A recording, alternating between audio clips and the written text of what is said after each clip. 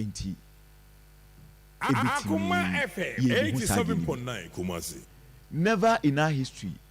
enter the two major political parties obia breaking 8 esia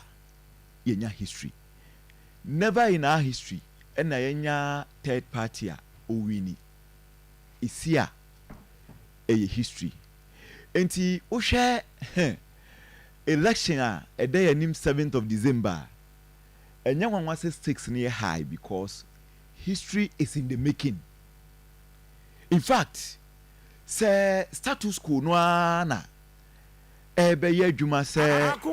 the two most decorated political parties under the Fourth Republic in our democratic history. Omwa mu ba ko na se be wi ni dia.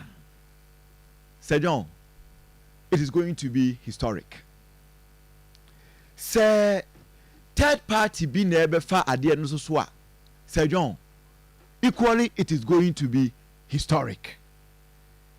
2020-2024 elections are Ghana ni bia refi because 2020 for the first time in your hang parliament and ye empire in a bonus say bin sibiu because I'm why say wa onim then hang parliament 87.9 man for di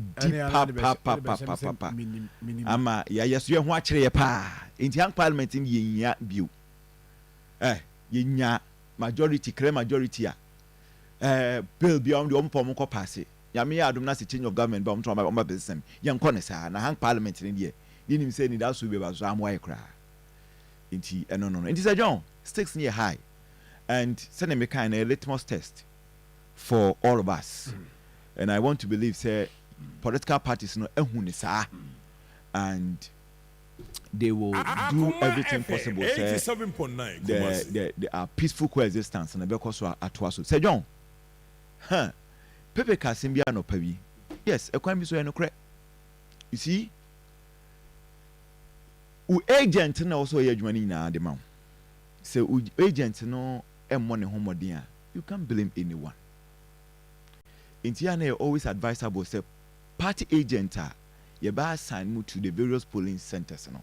e wo say omu ye nkrofo omunim de at least mass kakra bi de basic mass bi de obetimi aye so yanke kamum na enye we na ye hwe say Akoma FM 87.9 voter and say voter a caster a pass it through the BVR no and a BVDC no eno ane wum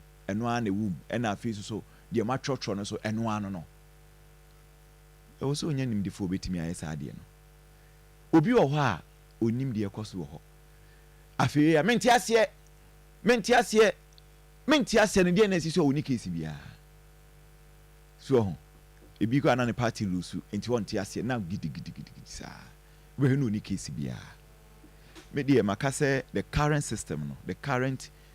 electoral regime no 87.9 say yan compromise with polling agent edin so betimi wiem say John edin because the elections a chia ye hu because I see okoduru polling center ho no a album obi akuta album enipa dodo a wo se beto aba wo sa polling center ho no omu na edin omu pictures number ni na album nim 100% turnout there intense that into 100% turnout there na enwanwa na num pokra no eni kwan say boroso it is a nipa 100 and e beto aba wo Akoma FM polling center and a polling station 87.9 Kumasi ye be wie about no in the worst case scenario enye nipa 100 en fans obi akra bai e beto aba eni kwan say nipa 101 eni kwan say nipa 102 eni kwan say nipa 110 ekwe nipa 110 dia enye ho ensamanfo no mefra mu no mfiri ne bae album no so kuta political party agent no voters no potential voters no bias picture wom eti nipa no beto a ohwe nanim no ateke eti overvoting shouldn't happen so eti one of the ways ye dey check it again so it is a party agent ni sanima we say ni na ebe me den say because ye no well you heard your call so ebe me den because ye no na Evans Nkum yes chemwati mate nkɔ baabi a o mm Dr. Ababedru ebedi nkɔmɔ nkyɛ Dr. Henry Kwabena Kokufu nkyɛ ebedi nkɔmɔ na ɛyi ɛntwi yɛ maame aboafo na uwi a me so me de mo ha ne yɛ we no sɛ ebedi